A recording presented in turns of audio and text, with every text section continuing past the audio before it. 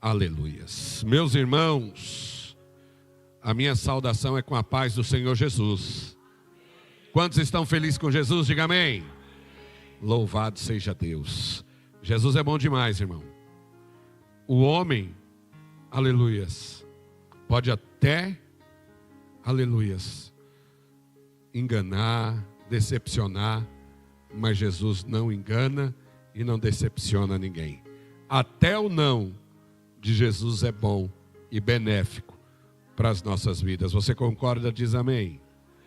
Louvado seja Deus. Eu vou fazer a leitura da palavra, que se encontra no livro dos Salmos.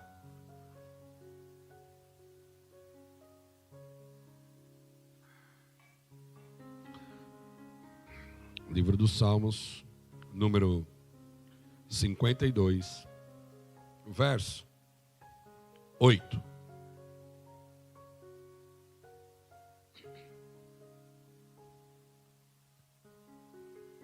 Aleluias. Quem não encontrou, vem comigo no telão. E no 3 nós vamos ler todos juntos, para a glória de Deus. Amém?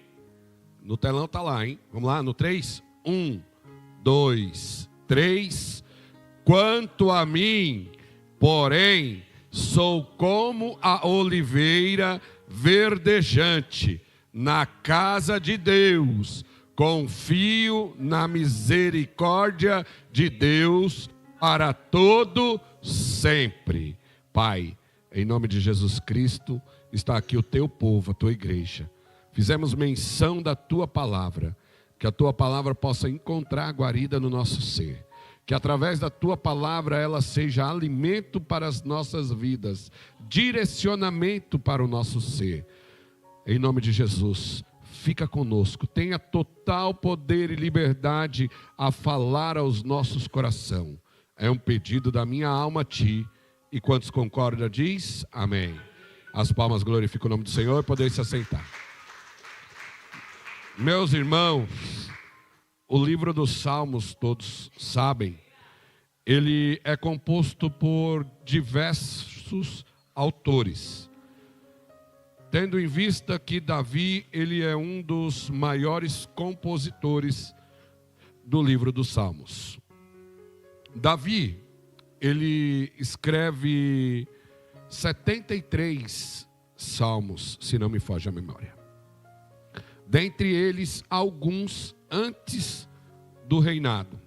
Alguns ainda quando Davi estava no pasto, pastoreando ali as ovelhas do seu pai. Alguns Davi escreve quando ele é ungido a rei, ainda na casa de seu pai. Outros Davi escreve já quando rei. A vida de Davi, ela é uma vida devota a Deus. E ele expressa nos salmos que ele compõe, momentos que ele passa, pastor Manassés. Sejam momentos bons ou momentos ruins. A saber, Davi, aleluias, tem uma história muito interessante. Que o profeta Samuel recebe de Deus a instrução de ir na casa de Jessé a levar, aleluias, autoridade para ungir Davi a rei. Samuel sai em direção à casa de Jessé, aleluias, o belemita.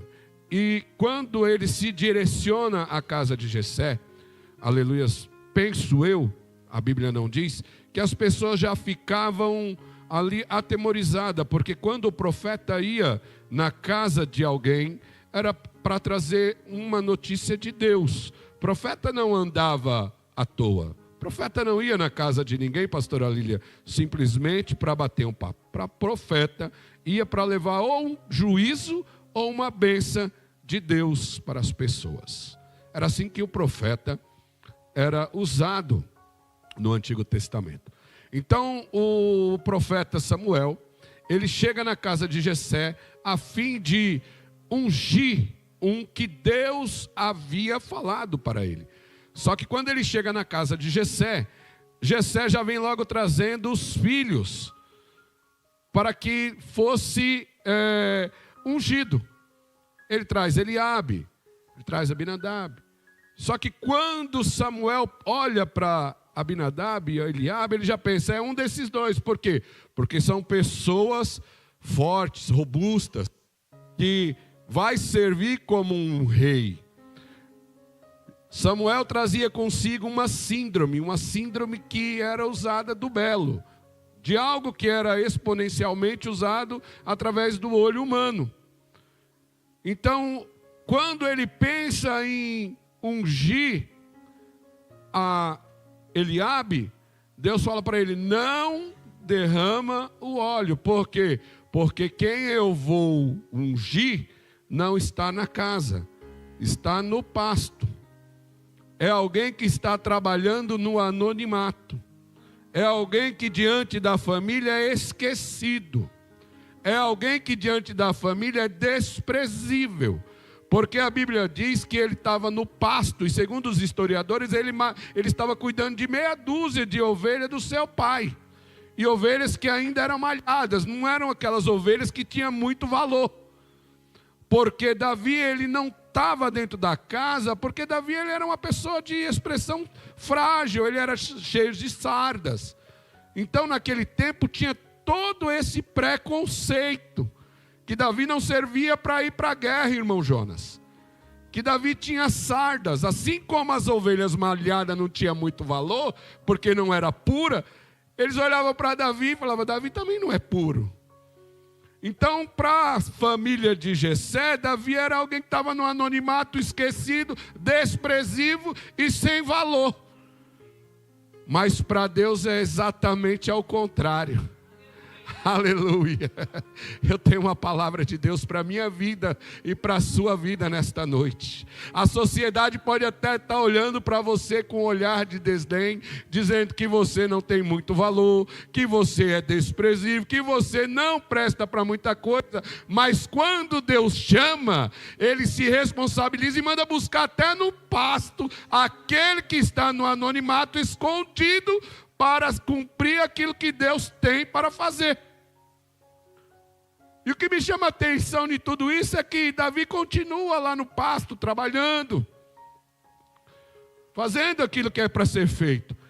E talvez um dos filhos de Jessé vai ter que chegar lá, pastor Euclides, e falar, Davi, veio uma bênção sobre a nosso lar. E Davi, o que está acontecendo aí? Penso eu, a Bíblia não diz.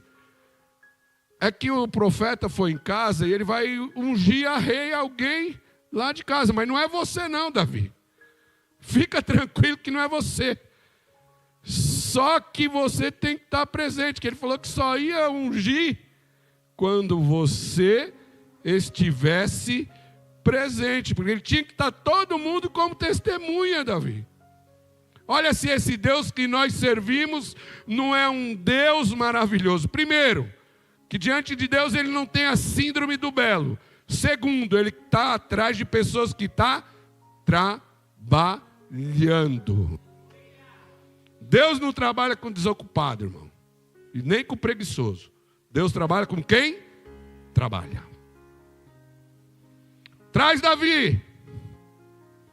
Quando chega Davi na casa, Davi diante de toda beleza humana, de toda síndrome humana, Davi é ungido a rei. Diante da sua casa. Só que Davi, ele é ungido a rei, mas ele continua fazendo durante 10, 12 anos, eu não recordo a ponto de lhe afirmar com certeza, mas 10, 12 anos, Saul ainda continua com o ministério de rei. Davi, ele não é ungido a rei e já vai brigar pelo trono. Muito pelo contrário. Davi continua na mesma condição que ele era. Mas uma palavra para a minha vida e para a sua vida. O que tem que ser seu vai ser. Queira o inferno ou não, vai acontecer. Porque quando Deus promete, Ele cumpre. Não adianta a gente querer apressar o passo, querer fazer... Se é muitas pessoas nos dias de hoje, eu falo assim, eu sou rei, eu vou lá, vou brigar aqui nada, irmão. Se Deus falou, tá falado. Ele vai cumprir.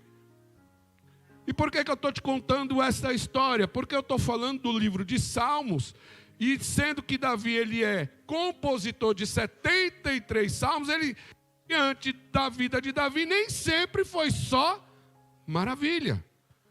A Bíblia diz que Davi começa a ter acesso à casa de Saul, porque Saul estava doente, endemoniado. E falaram para Saul que tinha alguém que tocava uma harpa, que ele era um instrumento de Deus, que quando ele dedilhava aquela harpa, as pessoas que estavam possessas eram curadas. Mais uma palavra para a minha vida e para a sua vida nessa noite. A unção que Deus deposita na minha vida e na sua vida, ela é para ser usada para o reino de Deus. E para cada um Deus dá uma unção diferente. Não adianta a gente querer a unção do outro. Para cada um Deus dá uma unção e Ele vai te usar com isso. Aí Davi é inserido no palácio. Começa ali a ter acesso dentro do palácio. Eu vou adiantar que eu não vou pregar. Mas logo em seguida ele começa a despertar ciúmes no rei.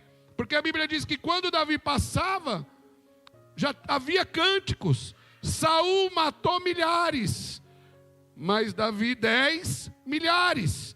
Isso começa a despertar um ciúme no rei.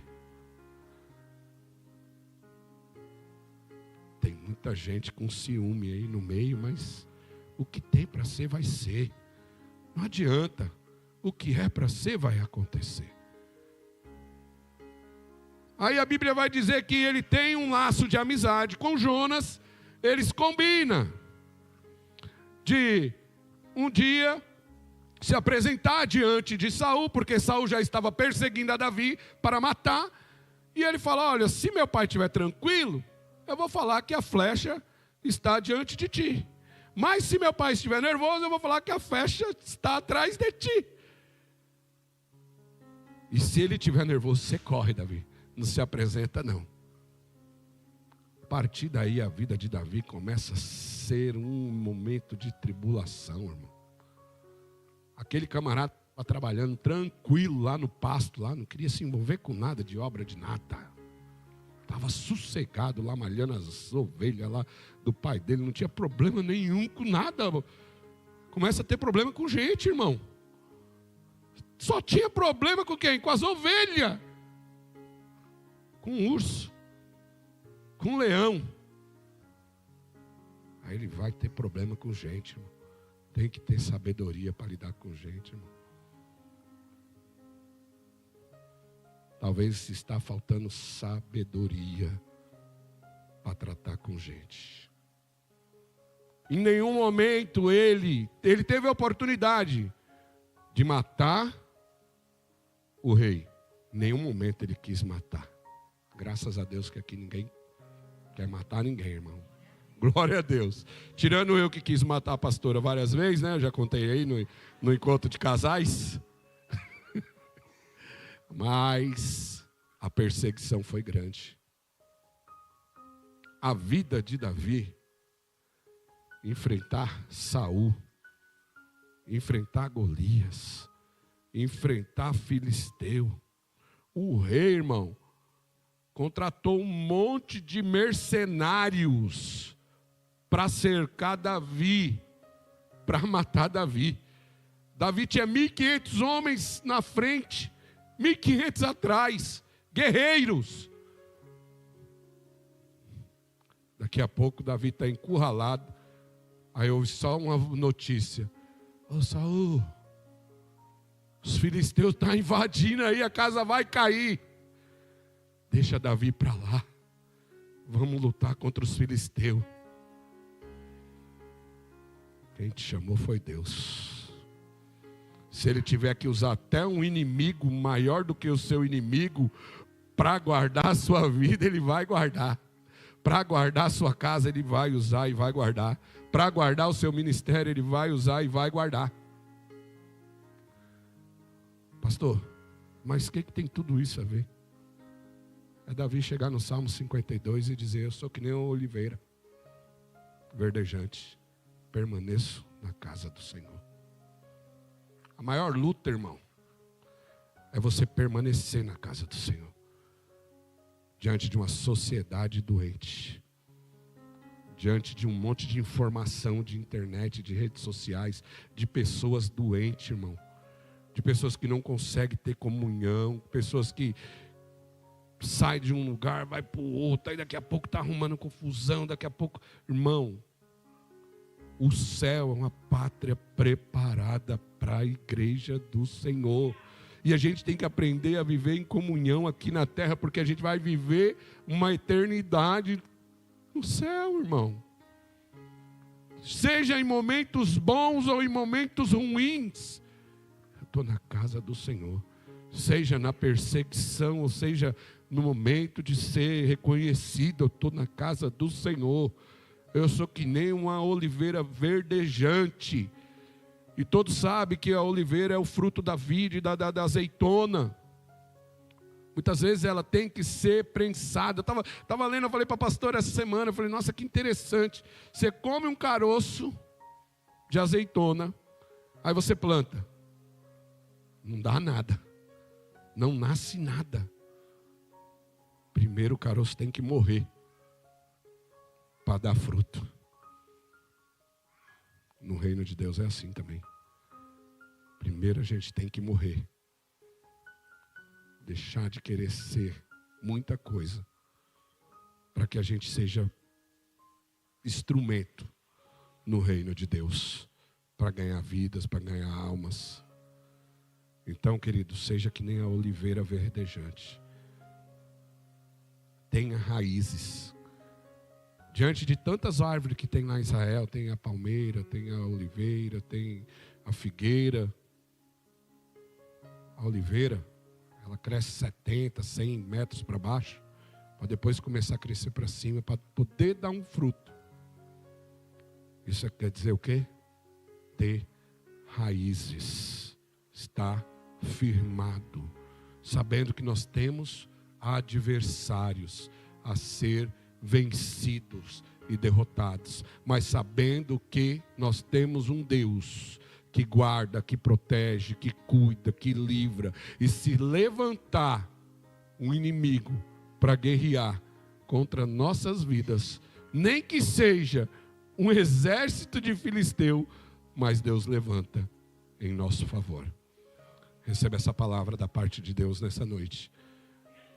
Você pode até estar pensando, porque o que mais o inimigo tem feito é: desiste, para. Seja como a oliveira verdejante. Esteja fincado na casa do Pai.